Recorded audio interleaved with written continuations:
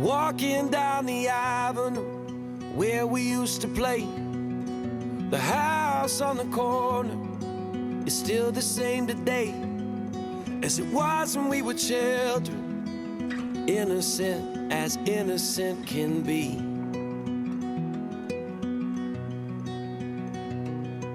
I borrowed all your records, you borrowed mine from me. We sat and talked for hours in a box hung in a tree. To introduce me and what I'm all about, only for a couple of seconds. Most of you know me, Dave Waterhouse. I'm passionate about kidsgrove and surrounding areas. I've run charity groups with a lot of people who are in here tonight. We've run musicals, we've written 2 musicals. Kidsgrove, the Bygone Days musical, which you can see on YouTube, which is over 2 hours long. And we did one on COVID, which we hit BBC News, morning news, 7 o'clock news. We've got so much going on, but my heart and soul is within heritage, within the area. When I started to write the second musical about Kidsgrove history, there was nothing there that was about people. Philip Lees is amazing, the best historian in the world. And he is, and he loves Kidsgrove inside out. There's a lot there that Philip does that talks about dates, it talks about times, but it doesn't talk about people. It doesn't talk about the softer side. And I struggled to find, when I wrote the musical, about what happened, who were the guys, who were the Leesies in the 1930s, the butchers, who were the Dalls. It was hard. So I set out on a mission to try and do a little bit more on that front. I come across Paul's book, which again helped me, but then I started to run these groups, and I've done 4 or 5, every single one's been a sellout so far, in relation to supporting what we're trying to achieve with the Heritage Project. The Heritage Project is, I am going to turn, with the help of Tracy, Joy and the group, into a heritage gallery. It's going to be interactive, it's going to be educational. I've been on a call with Doug Bank today that they want all the school kids involved. We're going to make it interactive, 3D on the floor graphics, we're going to make it touch screen. I've got 3,000 photographs of Kidsgrove, Talke Pits, Mountcop. Where they're going to go. Once I pop my clogs, where they're going to go? They're going to get lost. And the same applies for Philip Lees, the same applies for some of you guys in this room now. We've got to capture them. If we don't capture them, we're going to lose them for our generations, for our grandkids, for our great-grandkids. And that's what the mission is. So when you see Kidsgrove, the Gallery Heritage Project, that is my focus. And that's what I'm doing. And that's what all this is about. But forget the claptrap. I'm going to introduce you to our guests. First of all, let's see who we've got. And I don't know who it is. Who's that? Oh, that's me. That's you. I just speak. Is this live? Don't you have to turn it on? Tell it. You need to turn it on, mate? Yeah. There you go. Okay. 1, 2. Yeah. First of all, hello everyone. My name is Brian Nuttall. I lived in Coker Street, Talke Pits. I was born in 1956. Coker Street was down the left-hand side of the King William, if you're looking from the front. It was in a dip, but we'll talk about that later. Now, I went to Springhead School in 1962. It's the second year that it was opened. And then I went down to Clough Hall Comprehensive. That's a picture of me with my dog Ben in Rill, taking him for a run out to Rill. That was a good days. Where's the other one, Dave? You've had them? You've had a few? There's a couple there. Where's it gone? Disappeared. Okay, so the other one is me sitting on the buffet, looking moody. I must have had one on me that day. But the reason I chose that photograph because the buildings in the background were buildings that was down Spout Holler. We'll talk about Spout Holler later on. And yeah, so what have I put down here? So that was me in Spout Holler. So we're here to talk about our memories. I want to hear your memories, so get your hand up and write them down. So, okay, Dave, that's me. Okay, mate. Yeah. Next up. Wow. Oh, shit. Oh, sorry. Shit. You can't say shit. I just did. He did. The picture on the left. I think my mum and dad used to go out on a Wednesday night. Hold the mic close. Yeah, my mum and dad used to go out on a Wednesday night, and I think I got dumped at my grandma's house. She used to go talk club on a Wednesday night dancing. And it wasn't grab a granny, it was grannies grabbing grandchildren. And there'd be like 150 grannies. You know when they come up to you and they're like, look, I think I was about 7 or 8 there, and you get like, I think they'd have you for child abuse now. But every Wednesday we'd be there, talk club, which isn't there anymore. And that's my gran, she used to live on Bevan Avenue. She lived there, she moved there from the Arbour, where my mum was born. And I was born in Target Close in 68. My parents moved into Target Close in 63 when the houses were just finished. And I think Dave's got a picture of the house, that whole estate, about 1962, and you can see Target Close is just about being finished. And I was born in the house. I remember my cousin used to say to me, you were delivered in a brown paper bag, and I believed that for about 5 years. And that's me. I think I was about 20. And what about the excuse for the porn tash on the right side? We all make mistakes, Dave. I think I remember you having one at some point. I did. We all had one. That's me when I was about 20, and I really don't know what was going on there. I can't add anything to that. Okay, and this one? This was my girlfriend. This was 96, sorry. We met in 96, which is 30 years this year, and we've been married and together for 30 years. And yeah, that was me at 20, good grief, 28. Just the tash is gone, Dave. That's why I've put it in there, see the tash is gone. But we're celebrating 30 years together this year. Don't live in Kidsgrove. I lived in Talke Pits, went to Clefall, same as, and spent most of my time drinking in the pubs in Kidsgrove, Golden Ale, Talke Pits, so on. Phil, just remind us who your dad was, because I remember your dad with fondness. Yeah. My dad was Kevin Watts, worked at GEC. If you worked at GEC, you'll probably know him.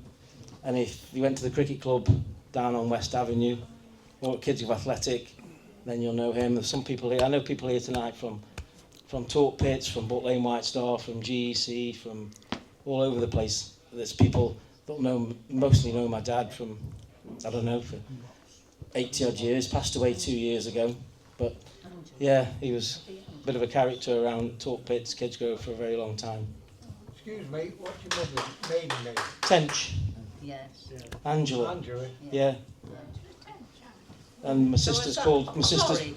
that's Florrie, yeah. Oh, That's right. my grandma. Yeah. And my auntie's called Hilda. Her first name's Christine, but she Yeah. goes by Hilda. Yeah. Okay.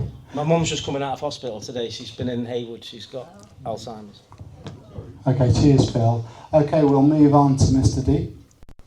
Thank you. Hello, everyone. I'd just like to thank Dave first, really, for inviting me here, because it's been a really good opportunity to meet quite a few people who I haven't seen in quite a long time. But my brief history with Talke Pits, really, my connection is that I was born there in 1952 in Queen Street, along with my 2 sisters. Later moved to High Street and then into Queen's Gardens. Should I have some pictures behind me somewhere? That's not you. There you go. There we are. Yeah, I'm going to have a bad neck in the morning, Dave. Yeah, picture on the left is mum and dad by the outside loo. Was a posh one. If you pull the chain, he flushed the toilet. Some of them That was didn't. posh. Yeah, and it's overlooking towards the back of Kingsley Road. It's probably taken about 1950. The one on the right is me, probably about 3 years old, at the back of Queen Street. and yeah, that's my dad with me and my older sister Hazel, overlooking Copeland Street where Brian lived, and the houses are pretty well sunk down there. Right. I'll just come in there because Paul is the author of Talke Pits. Not sure why this is moving on at pace, but Talke Pits, Paul Dunning. This book is amazing, absolutely amazing. If you've not got a copy, you need to, and Paul's looking at further publications, but it's absolutely eye-opening. So massive thanks for that. Yeah. Yeah, well done for that, Paul. Yeah. Okay. Those photos you show the housing, it's pretty inferior really compared to where I'm living now. But I think if you go back, children really pretty content. They played out an awful lot. We certainly did, and I think we probably hear more about that later on. Having witnessed most of the old village disappear, I did get interested in local history. I did put a book together, which was published in 2019, but the book doesn't really cover the whole story. And I think what Dave has put here together tonight, we should learn a lot more. But I'm looking forward to hearing what people have got to say, so please do join in. All right. Okay, mate. Cheers. Okay, we're going to start, and I'm not sure what's going on with the presentation itself, but I'll keep it closed down. What we've got here, we'll start the discussions off on St Martin's Church. Memories of St Martin's Church. This is one of the newspaper articles, and I've got numerous articles from Staff's news agency. I've got full access actually to every single Sentinel headline for the last 100 years. If anybody needs anything or anybody needs me to research anything, just drop me a message and I can find out. It's like Regina Coquelin. She played football in 1952 or 62 and she was in the final for a women's football team. She searched high and low for it for 20 odd years. I found it. So if there's anything there that's been in the newspapers you want me to find or track down, just drop me a message. But I'm going to ask about this. Reverend Pye, I come across this. Vicar apologised for flattening 59 headstones. Who on the panel can tell me exactly why? Nope. No. Does anybody know why this happened? There was a child killed, wasn't there? Yeah. But it wasn't in Torquay. No, it was in London. In London, yes. You're spot on, Annie. Yeah. It was... Yeah, I remember that. Yeah, it was a child was killed in London. I've got to think it was Bethnal Green or somewhere like that. And churches, cemeteries throughout the UK, and it was a headstone fell on a child. But it was the vicars or reverends in every single church decided yes or no, we're going to drop them. And Reverend Pye decided to drop them, which didn't go down well with the residents at that time. Not sure of the date on this. Have you got the date? Is it 70s, 80s? Or was late 70s, I think. 80s. Yeah, okay. Okay. That was one of the headlines that I picked up by accident. Okay, let's see if this can allow me not to move on. I think there was a lot of confusion, wasn't there? Because people were saying that you had to contact the relatives of whose grave it was. And of course relatives couldn't be found in some places and the stones were really dangerous. Yeah, exactly. Yeah. It was exactly that. And what we've got at the moment, if I'm honest, if anybody's got any relatives that are buried in St Thomas's across the road there, on Liverpool Road, we've got exactly the same sort of scenario happening.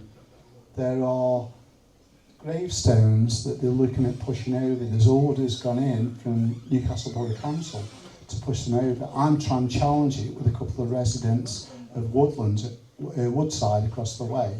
They're not liaising, the council are not liaising. So it could be a similar thing, but yeah, you're spot on. Okay, tell me about this, because this is heartbreaking. So we got Side Bottoms Farm, am I right? Yeah. Okay. Comments on Side Bottoms Farm. In the video we talk about they used to deliver milk, they used to deliver eggs, somebody used to get the turkey from there. But this building, what happened? Why have we lost it? And why, when we went on the walk, are we looking at this? It's criminal, actually. I think somebody should have to answer that. It's criminal.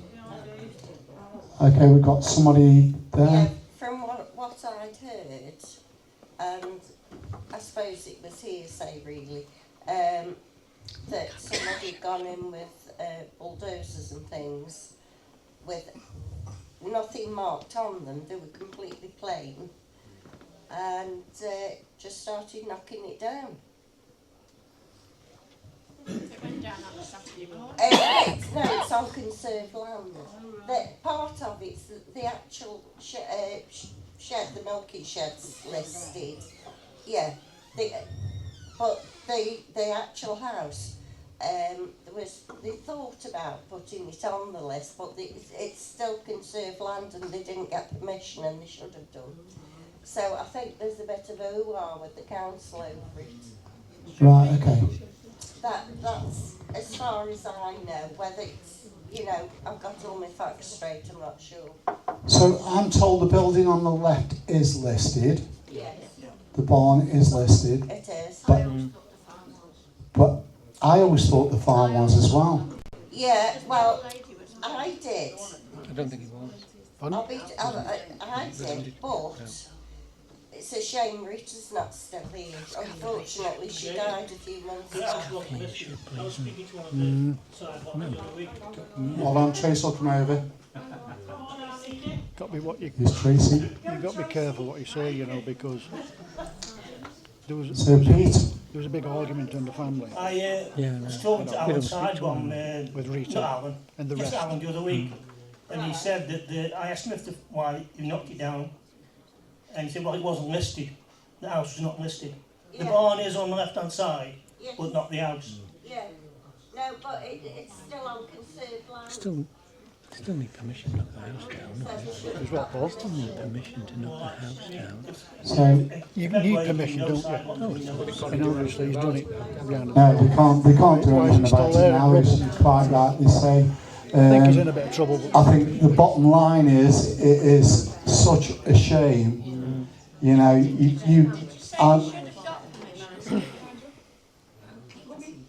Oh, Tracy's coming. We've got a few people who've got comments on this.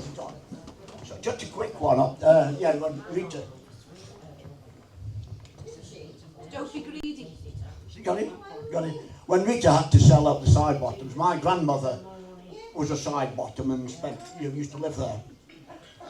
And talking to Rita before she died, she had to sell up for various reasons. And I think the people who bought it being very speculative and knocked that down without planning permission from the council. And the last I heard through the family was that it had got to be rebuilt. Oh? But don't hold your breath. No. Okay, that's an interesting line of thought for sure. The house wasn't listed. The house wasn't listed, but the barns are. The actual farm wasn't owned by the side bottom. So we've got a comment on the left that the actual farm was not owned by the side bottoms. Not at that time. What he told me, No, Who sold it? that we didn't know. Let's go in. Tracy's going with the mic. Go on, Pete, what did you say? Start again. Talking to the Alan Sidebottom, and he said that the house didn't, their family didn't actually own the farm. They only rented it. I think he said it was somewhere, I can't remember where it was down Cheshire somewhere, whether it's Sandbach or Crewe, but somewhere down there owned it. Somebody rumours, isn't it? And they just rented it. Interesting. Okay. We able to look that up. They rented it to start with, possibly. We'll try and get to the bottom of this one, because this is, as a lady on my right said, it's criminal. What's happened there? It really is. Okay, let's have a look at the next one. My old favourite. I'm not going to spend much time on this, but Venice, Little Venice. This is my ultimate goal. I'm trying to find out why it was bloody called Venice, because I'm convinced it was to do with Clough Hall. People keep putting me down, but then people keep saying, no, you could be right. Has anybody got any strong opinions on why Venice was called Venice? Because on all the census, it was down as Audley Hollow. But I get Audley Hollow, but Venice is a nickname. And Dunkirk was down at the bottom. But why was this called Venice? You know. Come on, Mr. Dean. Eh? Go on, Mr. Dean. You tell us what. You tell everybody. Well, my granddad lived in one of those houses. I think it was number 10, I think. He born turn of the century, either 99 or either 1899 or 1901. And he told me when I was a lad that the players who were performing Merchant of Venice at Clough Hall boarded there in those houses, and that's why it was called Venice. Fair enough. And I love you 110%. Now, that's exactly what I Now, think. my granddad might have invented it, but that was straight from the horse's mouth, and he lived in one of those houses. He was born and raised in one of those houses. And obviously the people would have been lodging at the time he was living there. Yeah, I totally agree with that. I do, and I'd love anybody prove us wrong. Even Philip Lee seems to sway towards that. I know Paul's got a few reservations on that. I haven't really, When were those because houses built? What year were those houses built? turn of the century. So, No, before. I don't think. close to when Dino's granddad. Yeah, they were before 1890, definitely before the Clough Hall estate opened. The Clough Hall estate opened to Pride of the Potteries in 1890. Beyond the 1891 census, then. I've not checked, mate. What would be the one after that, 1901? Yeah. Yeah, that it would be the one in 1901 that would pick up my granddad Yeah. living there. We can chase it up, and I'd love to put the challenge out there. Little Venice, where does the name originate? Because not even Kidsgrove's very own Philip Lees can actually confirm it, and I'd love to. Especially with my association with Clough Hall. Dave, I've got a young lady here who wants to speak. I don't know anything about the name, but the end house in the 50s, I used to visit there, and a lady called Mary Harrison lived in there, and she was the postwoman for the village for a long, long time. And as children, we never had sweets, but to go to this house was such a treat because Mary Harris used to make treacle toffee. And it was fabulous. But that, yes, I remember somebody that lived there. There's some fantastic stories about the people of Little Venice as well, which keep coming up and coming up again. Anybody who's watched any of our 20 videos, there's a guy named Paul Derijiski. You got it. Dave, another young lady here. Paul Derijiski, who lived there.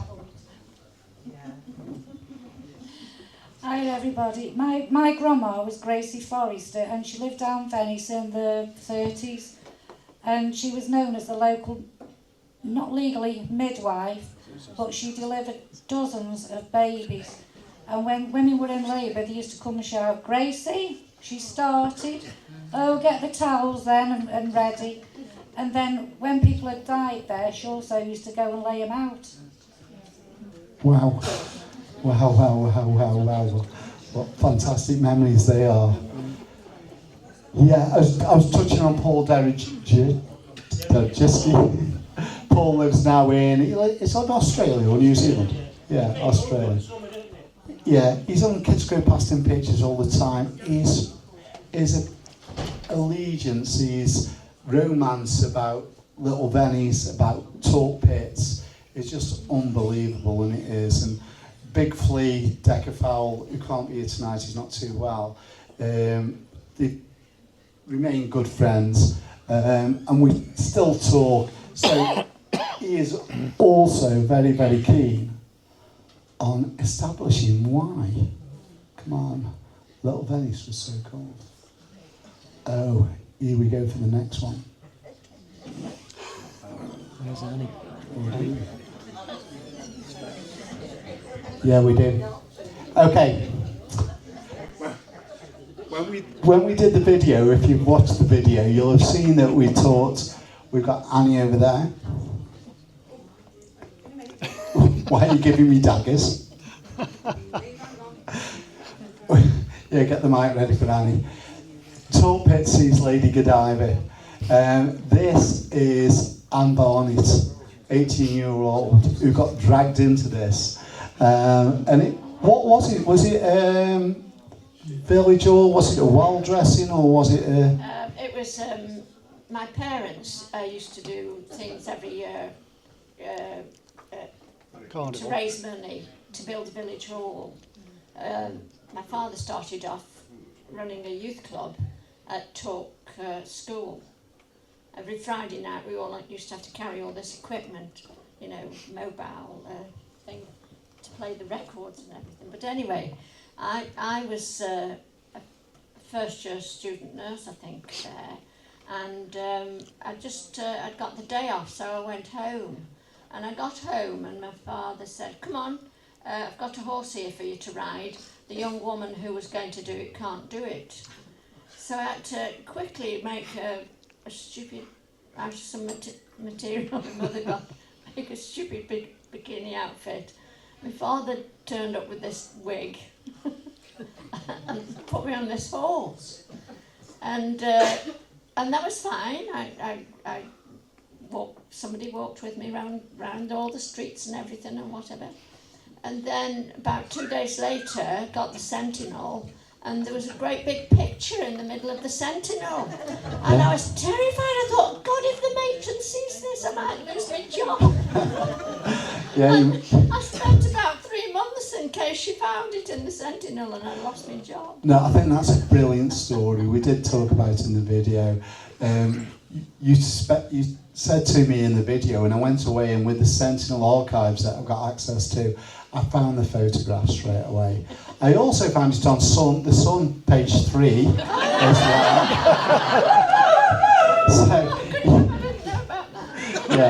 So no, that's a good story, and thanks for sharing that with us. Right, I've got a special mention. I want your memories on this guy. Jim. Who wants to start? I've got right, Mr. Blaze at the back. Give us your thoughts on Mr. Shipley. I think he was everybody's first boss. Not bad, he's a good bloke, Jim. Well, I worked for Jim from when I was 11 to when I was 18. So when he had the old shop on the old roller shops, and then they were knocked down and the new ones built, I worked for him all to that time. Delivered Sentinels, delivered the morning papers, Sunday papers, went out collecting money for him on his Saturdays.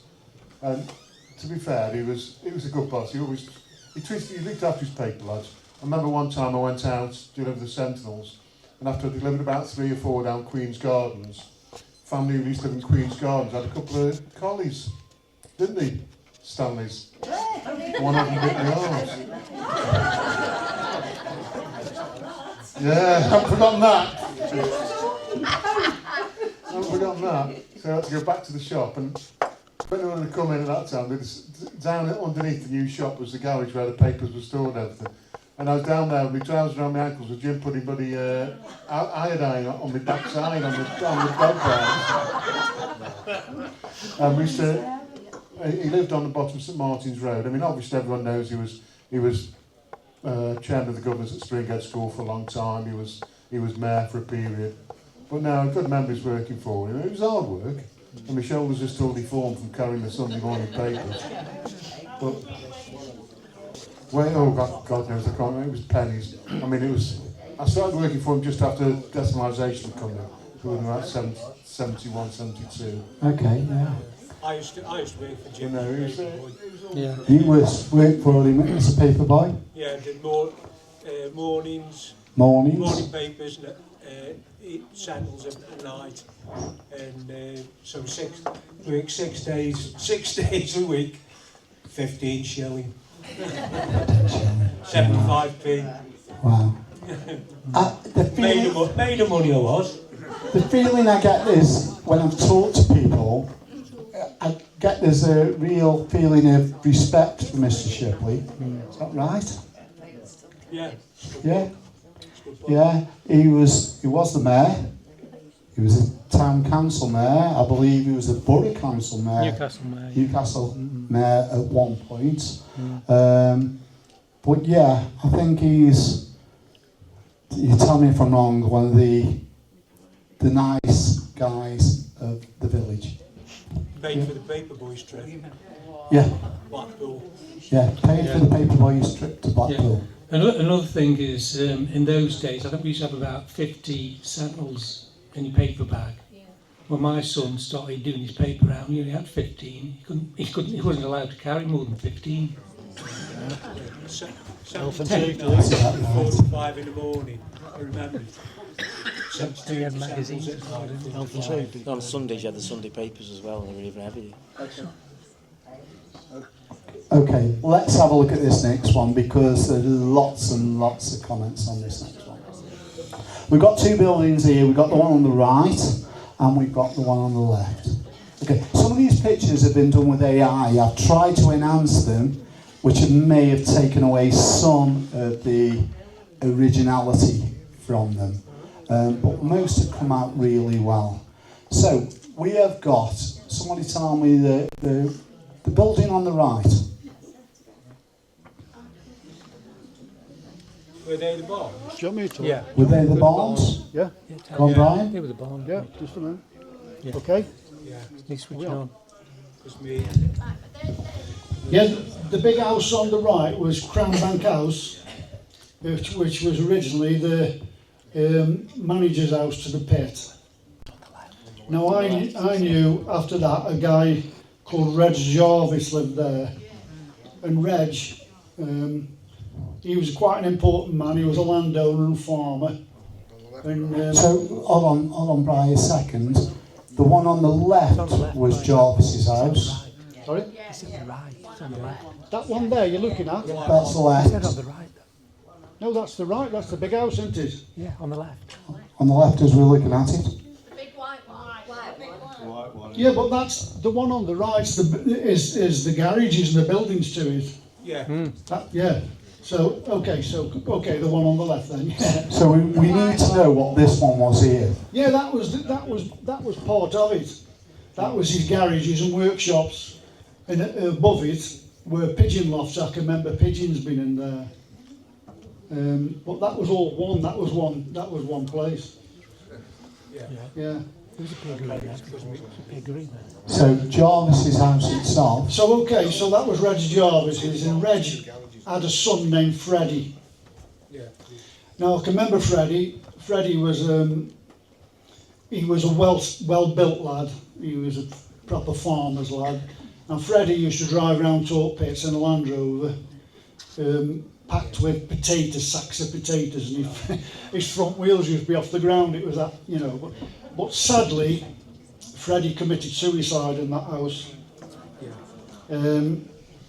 Now, I'm going to tell you a story that happened years later when I was mid-20s. I'd come home from work one night and I got myself ready and went down the Skylark for a pint. And no one was in, so I thought I'll have a walk up the Swan. So I crossed the road, round the corner.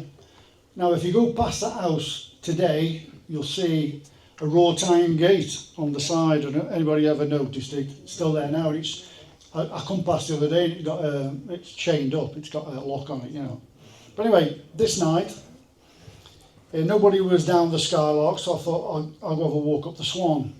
So I crossed the road, I'm going round the corner up Swan Bank, got to the gate, and the gate was sticking out across the path. And as I approached the gate, I put my hand on it to close the gate, and I'm not kidding you, something snatched that gate out of my hand. And it was just, you know, I couldn't explain what it was. So I looked, there was nobody behind the gate, and there was no spring on the gate. So years later, you know, it's always been on my mind, was that Freddie Jarvis playing with me that night? Freddie's ghost, you don't know. We'll never know, will we?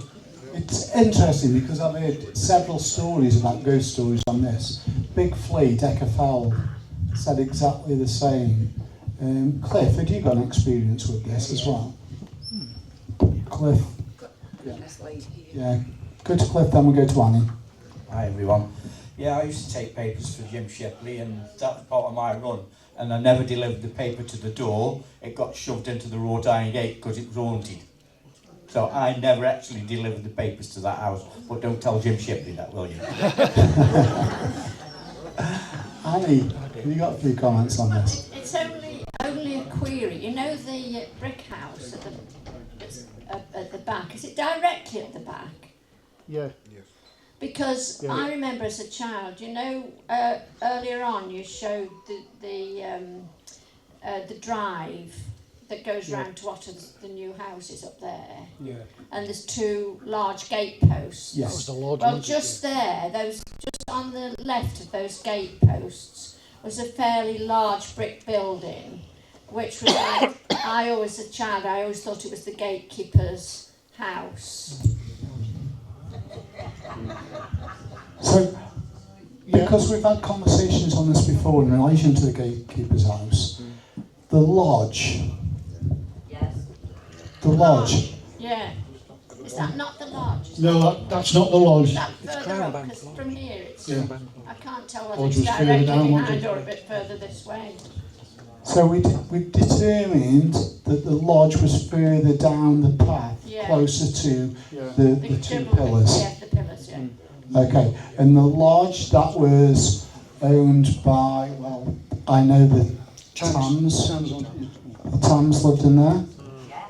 No Yeah. idea. Oh, can we go to the back, because I think we've got a Tams in at the back. One of the Tams right at the back on the right hand side. If we can share your memories, Jill, that would be good. I was born in there. Really? There's a bit of description. Yeah. So who was your parents and who was your grandparents? My dad was Eagle Tams, the son of Daisy and Ernie, which lived in that house, and Reg Davis owned it. Me and Marshall went up. Yeah?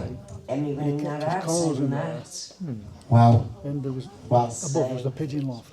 Big memories in There the was an house, no archway through there. toilets, You no went hot up the drive, water. went through the archway into Range into the cooking. road. Any memories of the haunted house next door? Farms. We all wait for the farm, I think. Yeah. Any memories of ghosts? Haunted? I never saw any in that house, but people said there was, but it all come out after his son died. Yeah. So, Okay. Anybody else got any comments on that one? Oh, come forward, Trace. This gentleman. It was at Jarvis's, and I think it was his daughter, I think her name was Sally. Jarvis, married a Davis, who was the coalman. And I was friends with their son, John Davis, and spent hours playing in the barns, around the house. And eventually, the place got derelict, and the Davises, the coal people, built the bungalow opposite and moved there. Right. And the house became derelict. Brilliant. But the Jervises owned a lot of farmland round and about. The side bottom farmed it, but they didn't own it all. Yeah. The Jervises owned it. So he, at one stage, he must have been an exceptionally wealthy family. Yeah. But it did go derelict. Is that building still there? Oh, yes. The one? It is? Yeah. And what is it now? Is it flats? I think that when they built the other these new houses, I think that was converted into flats. Yeah, I've read on Kidsgrove past some But it was a pictures. fabulous house inside. It was, although it was going derelict till my time. I wonder if it's lived in now. Yeah, there's another photo with a cottage opposite. The, you know the wrought iron gate Yeah. Ryan was on about? Well, my gran, Florrie Whitehead, Your Gran Florrie Whitehead, who lived at 19 Monument Road, 19 Monument. right, backed onto the. You Okay. could see those Barnes outbuildings from the back of my gran's garden, and my gran used to do some cleaning for Reg in the big house. Yeah. And during the Second World War, when they were coming round, because for armaments, any scrap iron and things like that, they had, and for the war effort, Reg took his gates off and bloody hid them.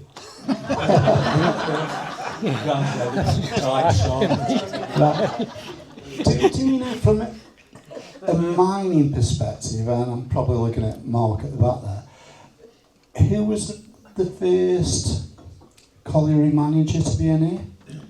You don't know? That was No. him who died. Do we What's his know? name? Have we? Wow, was it? I don't know. I know his name. I can't think of it. Come to me in a minute. Paul knows, so we'll come back to Paul. We'll put him on here like 20 seconds. Right, okay. Yeah. Actually, just one point on the house. There is a detailed description in, which I put in my book, when the house is up for sale after the Henshaw died and sold it. It was quite a detailed description. And there's also a photograph of the colliery manager's office in there. It was given to me by a lady who used to live in Pit Lane in one of the bungalows. Okay. Who's that? The bloody colliery manager. Henschels. You owned the pits. Did they live there? Because it's too big for a colliery manager, isn't it? That could be. There was Albert Henshaw. Yeah, that's it. He owned the pit, didn't he? Yeah, he was the manager of Talke Colliery. Yeah. I think he owned it, didn't he? He was director. Yeah. Did he live there? He lived there till 1933, Okay. and then the Jervises took over. Okay. But before that, Paul, that was owned by a pot bank in Yeah, Burslem. Peter Hopkins, yeah. Yeah, so before that it was owned by a pot bank, Peter Hopkins. Can I just completely go off on a tangent? The cottage across the road. Can I speak on that? Yeah. Yeah? What do we know about is that called Crownbank Cottage? Yeah. Can I have a say on that one? Yeah, go on. Yeah, so that was Crownbank Cottage. It was built in 1620, and it was a coaching inn and farmhouse, and it had a thatched roof, and they had a fire in 1911. We got some photographs, I think, of that, haven't we, Dave? Yeah, we played some of the photos. We'll bring them back up later. But originally built in 1620, yeah. What's the number above the door? Because I thought the door was 1511. Dave, 77. the lady. What we got? 1500, yeah. I'm sure it says 1511 above the door. 1577. I might be wrong. 1577, yeah, could be. Do we know? Okay, we'll check that one out. But that is that listed? Is that listed? Because that's the most gorgeous cottage. George Johnson. George Johnson, First colliery manager, yeah. first colliery manager. Dave, the lady said it is listed. It is listed. Yeah. Okay. In that it is book, it says listed. it was built in. Okay, Annie, do you know any more about that? Because I know you've always wanted there, and your brother used to rob the apples from the orchard, and No, I just have always thought it's so beautiful and a lovely cottage. yeah, it is beautiful. Very inviting. Yeah, it is. And it Absolutely. must be, the farmhouse must be the same. Yeah. Oh, The farmhouse. I didn't realise that John had married. So the farmhouse. He was its daughter. I think that Yeah, the farmhouse that they've knocked down must be a similar period as that one. Yeah. You know, and I Yeah. can't understand I always thought he why was the single, but farmhouse I wasn't did. listed. No, I get where you're coming from. Okay. Let's have a look. Ooh. I mean, they're the original Talke Pits, aren't they? Pardon? Those properties there are the original Talke Pits. Yeah. Yeah. Okay, we've got, guys, before you get excited about this, we've got a few more close-up photographs of this. We tried a bit of AI on this, it didn't work. But, Paul, tell me about the photograph on the left. Do you want me? Yeah. Hold on. Okay, so that photograph on the left, the guy with the bowler hat is Reg Jarvis, and it was taken across from your house. On Jamage Road, yeah, on Jamage Road. So the house on the right at the back would have been the end of Queen Street, and the ones just further down would be where Coakley Street came out. Now, I've got a mate of mine here, Marshall Booth. Yeah. Marsh. Yeah. He wants to talk about. I'll just tell you now that the guy. Just a minute, Marsh. Wait for the mic. Here's the lady with the mic. Hello there. The guy with the horses, working the horses, my granddad, Joe Fowler. Joe Skensink and the Skylark. He worked there. We used to work in the pit as well, and then he used to do work horses as well. And he came. Them horses were from there, Castle Farm, and he was like doing Reggie Jarvis a favour by cutting the hay, and that's what my mother told me. Yeah, you've seen that before. Brilliant. Brilliant. Yeah. And that view where that's taken is exactly, Brian, you went down there and you took the same shot from, you have to forgive me, I still call it Normie's. 1, 2, car park. So the new one, if you looked at the left, you can see the house. Can you see the house just through the trees? Well, there's the same house just behind Reg Jarvis. That's the same. Pardon? Is that Winnie's? Is it what, sorry? Winnie's. I don't know, lives The there. Willows. The Willows. Yeah. Are those horses on the Willows? Sorry? Are those horses on the Willows? Where's No, that? they're across on the car park. You know what? Oh yeah, got it, yeah. Yeah. But also, just behind Reg Jarvis, we'll talk about that a bit later, was the path that went down to Kingfisher Pool. On the left. Yeah, on the one on the left, yeah. Okay, well, we'll talk about it now. So, this picture, is that Kingfisher? No, you've gone or off. not? Oh, it's gone on again.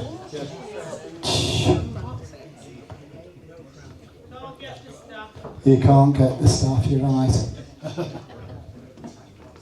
So it's this one. Yeah, so the picture on the right is Kingfisher Pool, and you've got Jamage Road in the background of the properties, and just in front of Kingfisher is all the coal wagons, and on the left, I took that the other day, standing roughly where that was. So that's bottom end car park. As you go into Affinity, or Normie, you turn left onto the first car park.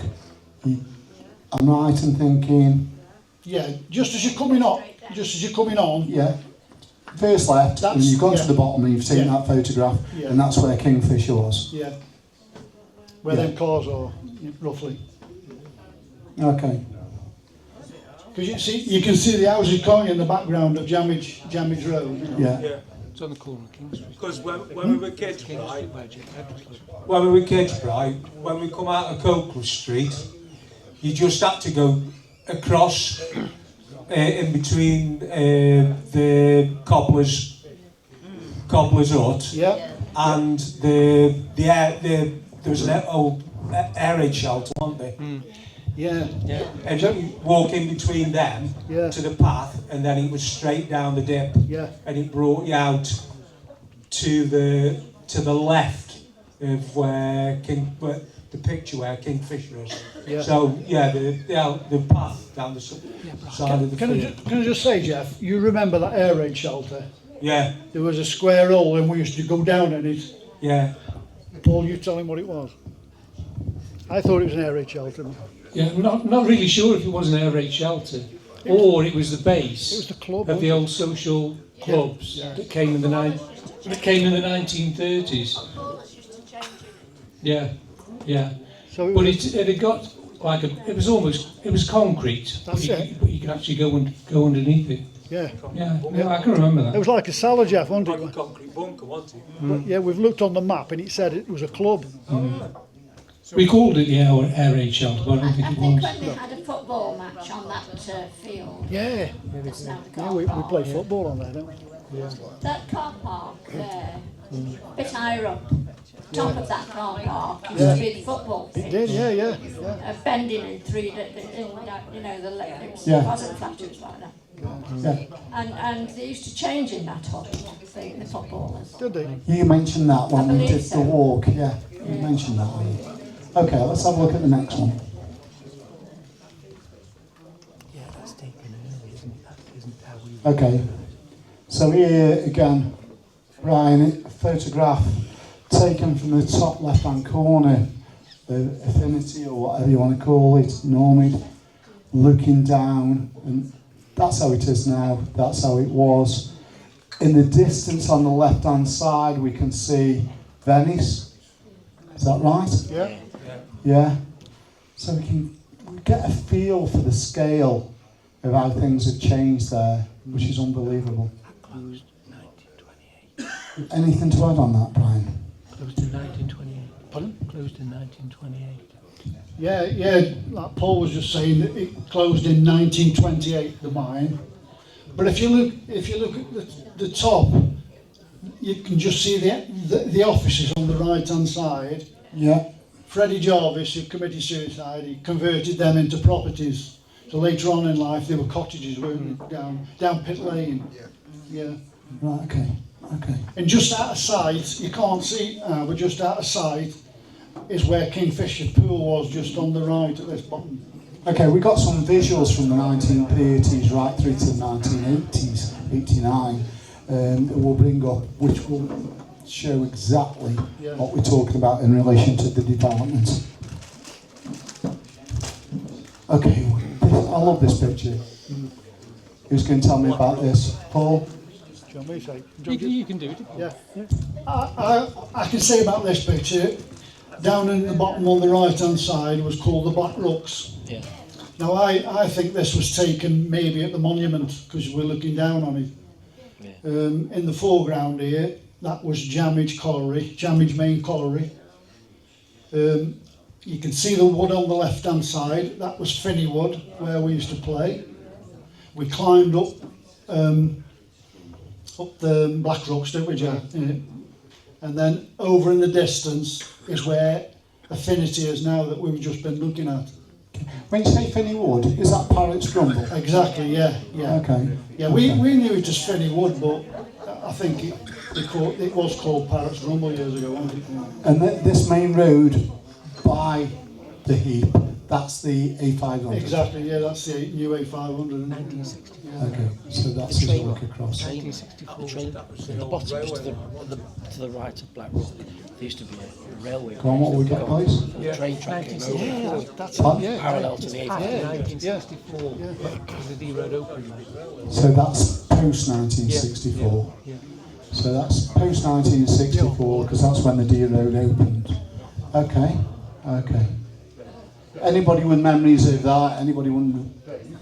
Oh, we got. The D road didn't open that. It stopped at Talke Pits.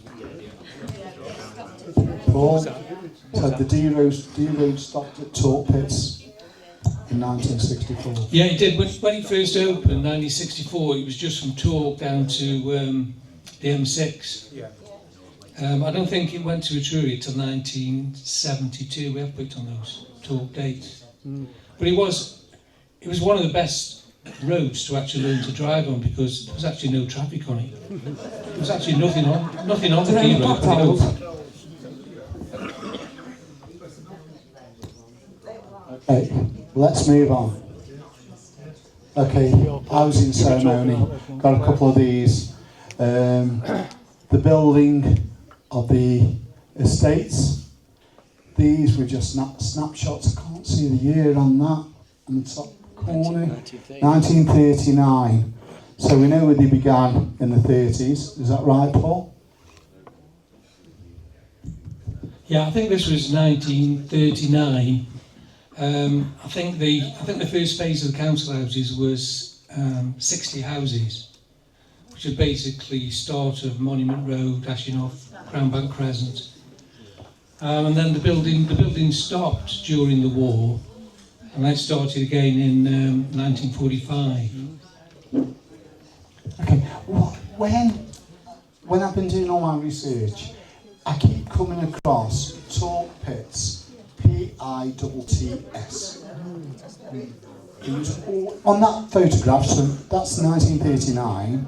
It's still referred to as Talke Pits, T-T-S. Is there any reason? No, I mean, if you look through the record, you'll see talk with an E, without an E, pits, one T, two T's, and then sometimes you can even see the two words joined together. I mean, that's just typical of anywhere, really. Okay. And the name, while we're on the subject, the name Talk or Talk comes from the Celtic. Is it Celtic for high ground?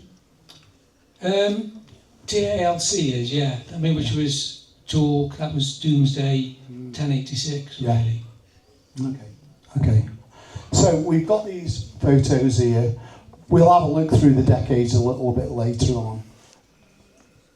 Talk Social Club. We are going to come back to Talk Social Club.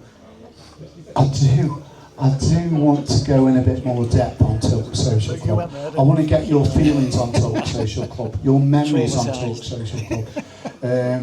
This is fabulous. New members invited. We look at it, and I can remember as a kid going up on a Sunday and queuing outside for my mum and dad to win a litre bottle of Ball's whiskey. The seating in there was just unbelievable. It was a gallon. A gallon, yeah, it was a gallon, yeah. And I've been hooked on whiskey ever since, to be honest, as some of you will know in here. And that's the reason I blame Talk Social Club for that. We've got pictures a little bit later of the committee. We got pictures of the strengths it went through, the rooms. But when we talk about it a bit later, if you can bring your memories about individuals, memories about the ladies behind the bar. You didn't dare sit in somebody else's bingo chair. No chance. And there were all there's 400, 500 seats in there, we'll show you a little bit later. But yeah, memories of Talk Social Club a little bit later. Please, please, please share them. Okay. Okay, got no idea. Where's this place? King Street, isn't it? Yeah. King Street's on my left. Yeah, that's King Street, yeah. Looking towards the High Street. So whereabouts was King Street? Tell me where King Street was. Was it near the King Will? Was it further down? Was it near the Mission? You've got Coulter Street, then Queen Street, then King Street. And then down to the little school, the Mission. The Mission. Yeah, that's right, yeah. But you can just see on the corner, on the right-hand corner, was Baskerville's Butchers. And if you come a little bit this way, you can just see the gates where they used to drive the cattle in and the sheep for slaughter. And when we were kids, we used to stand around that gate and they'd back the wagon up and we'd stand by the gate so they wouldn't come past the gates. And it was, I suppose it was a bit tough for kids, watch that. But what year was this one then? Give me an idea of year. Well, the Sunday school, which you can see on the left, that was built in 1901. And I think this is from the picture postcard series. Yeah. Which I think most of those, we've got them of High Street and so on, they're around about 1918. Yeah. But opposite is Edwards, where the Chapel of Rest is. Yeah. And the Methodist Sunday school is on the left end, isn't it? On Yeah, the left. yeah, the primitive one, Primitive Methodist, yeah. And the Longshaws and the Higsons lived in these houses at the bottom right. Yeah, I mean, the pavements were always Staffordshire blue brick, but they only ended where the houses were. They Yeah, didn't, they they didn't were, extend yes, beyond the All houses. the way up the street. Yeah, and it shows the all the roads. A lot of the roads were unadopted, and they were never made up. Puddles were deep. Yeah. Okay. Muddy. You just mentioned the funeral parlour. Is that on this picture? Not there, but that is it's actually to the left. The entrance to the funeral parlour is straight across. Yeah, you can see the yard on the left, can't you? Yeah. So that's Edwards. So you can't actually. Yeah. Can you see? It's, No. it's Got a photo of your uncle to the left. lived in one of them There's houses. a gate there, but you can't actually see it. So was towards the left. And the Edwardses, as we know, have got a strong presence in the village. Gail and Paul are friends of mine. They started off on Jamage. I'm right in thinking they started off on Jamage. Yeah. They were furniture makers originally, and then coffee makers. I don't know about that. Coffee makers, and then they developed into funerals. But yeah. Okay, love that picture. Absolutely love that picture. Didn't know where it was from. Okay, which chapel was this one? That's the same chapel. The primitive was built 1873. And the shops next door? To the left we have, it was Baskerville's, shown there as Brian Roberts. And the shop to the right was Holton's Butchers, which I think became Wool Shop, possibly a betting shop. Yeah. Were there many chapels in... And I think the first house was the barber. Yeah. The guys used to go and get... Mr. Betts. Yes, used to go and get the haircut with the basin. Frat me snatch. Yeah, it was Albert Bedson's. Albert Betson's. Okay, in relation to chapels, because when I've done Mountcarp and I've done Kidsgrove, were there many in the village? I've come across 4 actually. Yeah. The earliest one was in Cokley Street, and Jeff Higgins will know, because he lived in the house that got the stone in the brickwork commemorating the chapel in 1860. But it was sold in 1873, and houses were built there due to subsidence, but very little known about it. And then the Primitive Methodists built this chapel here. Yeah. And then the Wesleyans first had an iron church, 1876. And then later on we had the large red chapel in the shiny brick, opposite this one, on the other side of High Street. There's any chapels left in the village? No, there's none. Nothing. Nothing. Wow. And they all had this so big buildings at the back of the chapel for social events and things. Yeah. They were really, really good for that. In fact, the Wesleyan had like a sports... It was sporty at the back. They had rings hanging from the ceiling, you know, because in the 30s people were encouraged, weren't they, to keep fit, and cycling clubs and stuff like that. Climb up to the top of the building on the road and slide back down again. Yeah. Wouldn't let you do it now, would they? Yeah, the Wesleyan schoolroom eventually became the doctor's surgery. Ah, right. Wesleyan school. I don't remember that. That's a good one here. Okay, so tell me about this second-hand road for 10 quid. Okay, so this is Cokley Street. It's the only photograph we've got of Cokley Street. So, looking at the photograph, you see the lad with the V jumper on. That was me when I was a kid. That was you? That was me with the shovel, yeah. My sister's just in front. Now, working across, the guy waving was named Wessel Wally. He was a character from Talke Pits. Then the next one down, he was cutting the rope. That was a guy named Ellis Nevitt, who kept the King William pub. So the Nevitts were really big in relation to the King Will throughout all the years. Because I can remember going there. Yeah. Is that Ruth's husband? That's Ruth's husband. That's Ruth's husband. Yeah. Dave. Yeah. Ruth and Dave. Yeah. Yeah. Oh, we got some comments at the back. David was on. One sec. Just one comment. Alice was technically the landlord. Ruth run that pub. Yeah. Yeah. There was no doubt who run that pub. It was her. Somebody else who said that to me, mate. Yeah, okay. And Dave Nevitt had it later on, yeah? He did, yeah. Yeah. Okay, so what's this 10 quid about? So what happened here is the street, it was an unmanned street. It was full of potholes, and Copeland Street was in a dip. And when it rained, it was just... So what happened here is they put the main high street, they resurfaced it. So all the chippings they took off was a big pile. And the guy on the end, on the left, I don't know if anybody remembers him, named Dabba Davies, Cliffy Davies. Remember Cliffy? So I think it was him who arranged it. So what they did, they paid £10 for this pile of, you know, like top chippings. And so that was what that was about. And I think Ellis Nevitt gave about 5 quid, and all the rest of the residents chipped in, you know.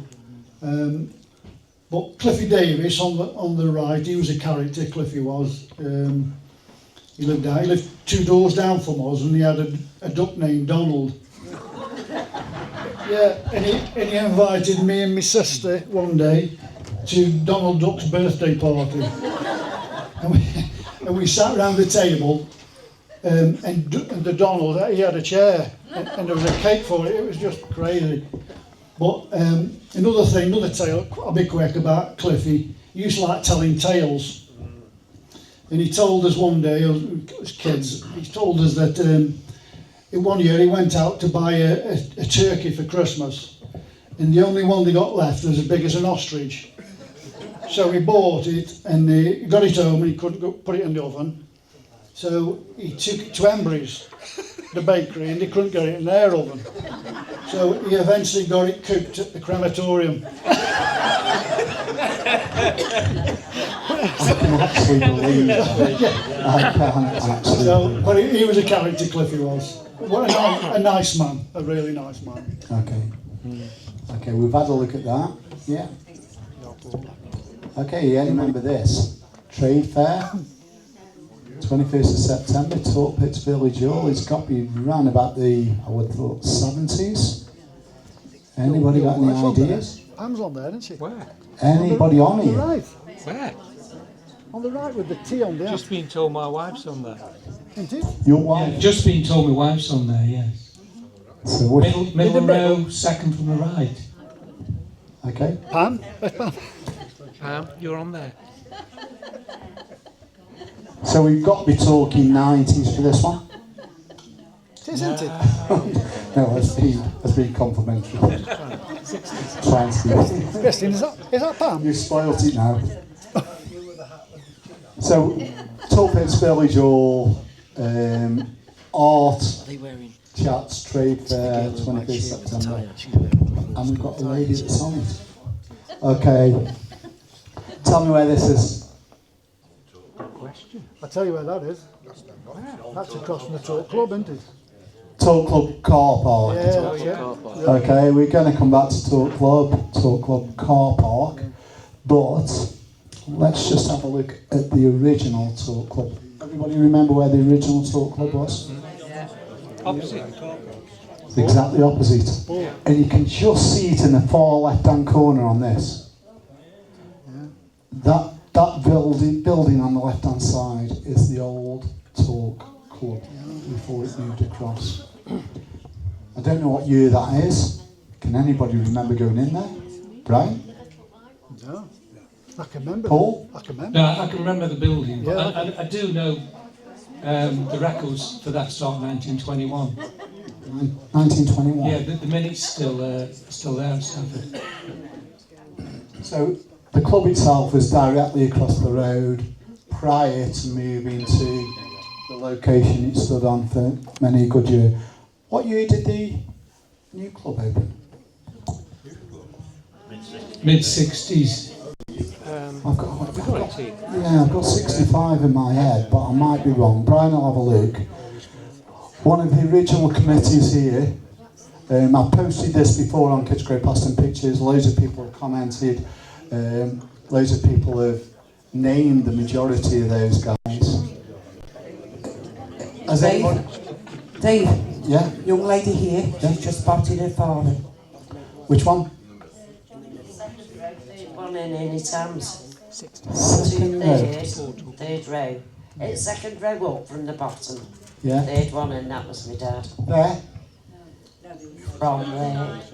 Right. That side. Right, coming in. Which one? This way. This one? That way, second row. Second row up. 2, 3. 1, 2, 3. The other side. The other side. There! They're Yeah. right on it. Okay. And that's your father? You Okay. know the guy next to him? The guy next to him, I remember going with my grandma, and that guy was always collecting glasses. I don't know who he is, but I had memories of him walking around collecting glasses. I think he got one leg shorter than the other. He was limp. Memories of him walking around collecting glasses, one leg Oh, yeah, for shorter. years and years and I know that one of the Bentleys is on the back there. I know this guy at the front here. Yeah, that's Billy Smith, isn't it? Billy Smith. I think he still lives down Unity Way. Yeah. He does. That's James Smith. Is it? Yeah. Well, And next to him is cousin Tony Kelsall. Tony Calsall. And then right at the back, the big one on the right, Billy Cateswell. Yeah. And right at the back. Just going back to Mr. Smith then. Okay, what's his wife's name? Sandra. Is Sandra still about? Yeah. When you see them, you've got to tell them about me, and remember to Sandra especially, because I worked on the trolleys at Normid for many years, and we used to Skype off with Sandra. They got their own little office the cleaners had, and we used to be in there, me and Harry Potts from Linehouses. But yeah, I can remember this guy, and I'm glad that Sandra, and he's still about, to be honest. But Talk Club, I want some more memories in the second half of Talk Club.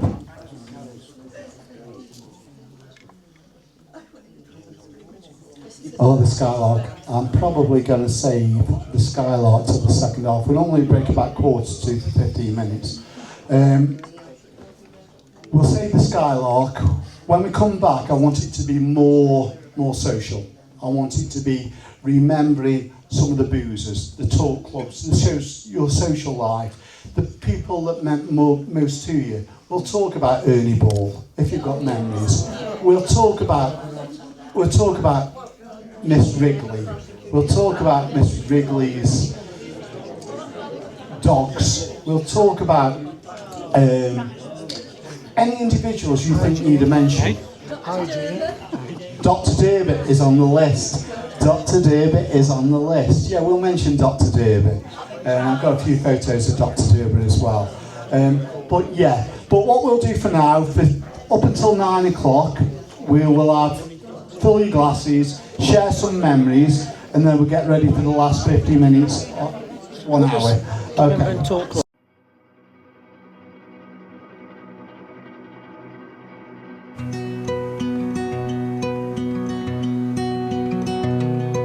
Walking down the avenue where we used to play.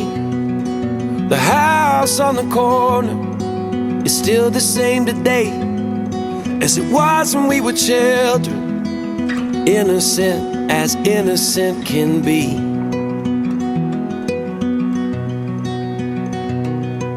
I borrowed all your records, you borrowed mine from me. We sat and talked for hours in a box hung in a tree, and we stole your daddy's last bottle of gin.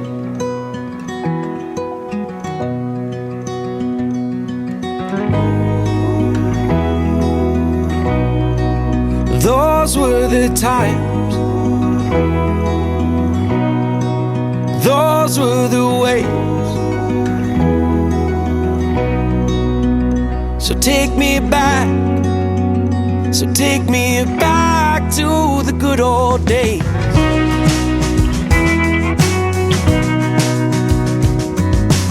Looking back from here, I can see that we were blind to the burdens we would shoulder and the struggles we would find, but growing made us strong as strong can be.